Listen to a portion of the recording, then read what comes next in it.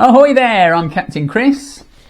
I'm not a real captain, but I am here to tell you about our cruise on P&O's newest and biggest ship, Arvia.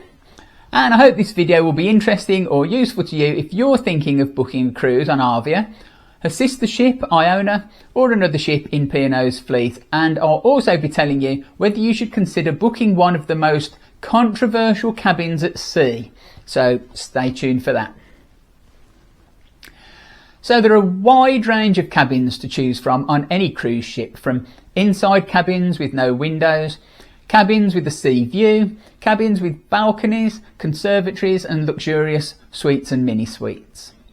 The main factor in choosing between all of these, of course, is the price.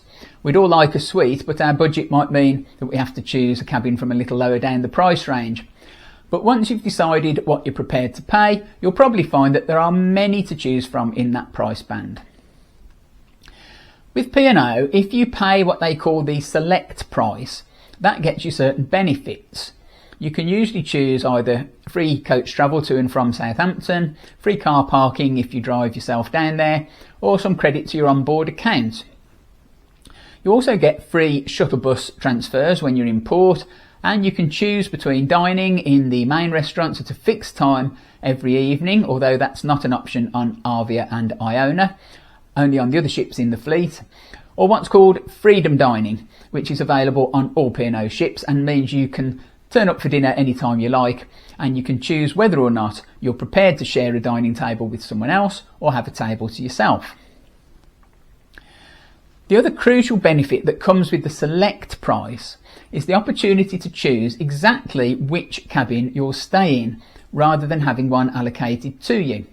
So if choosing your cabin is important to you, or if you're travelling with friends and you'd like your cabins to be close together, then this is definitely the way to go.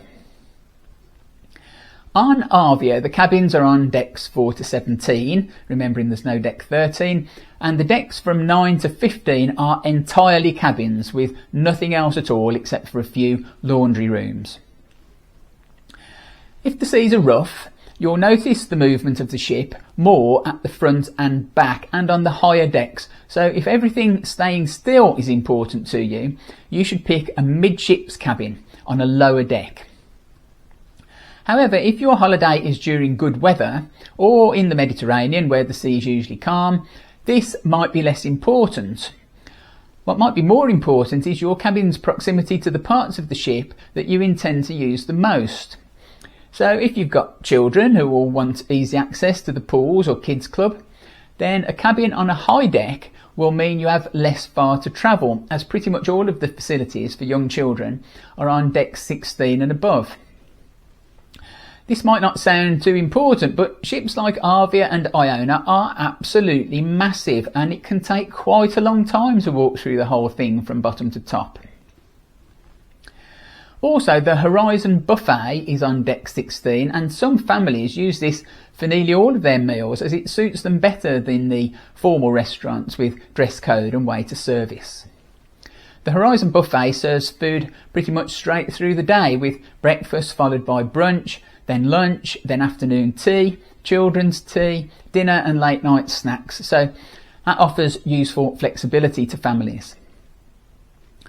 Another thing to consider is noise that you might get from the various entertainment venues around the ship. Venues such as the Sky Dome, the Clubhouse, Brodie's Bar, Headliners Theatre and the 710 Club may all be playing music until fairly late at night, so ask yourself if you really want a cabin above or below those kinds of venues. If you're lucky enough to be booking a suite, it's worth noting that the ones at the front of the ship are very much exposed to the wind, and then of course there are the much debated and quite controversial Deck 8 conservatory mini suites.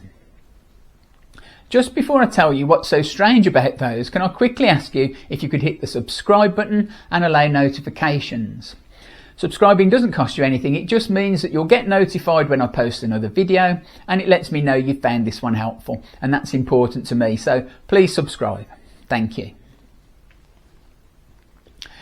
Now, the cabins on Deck 8.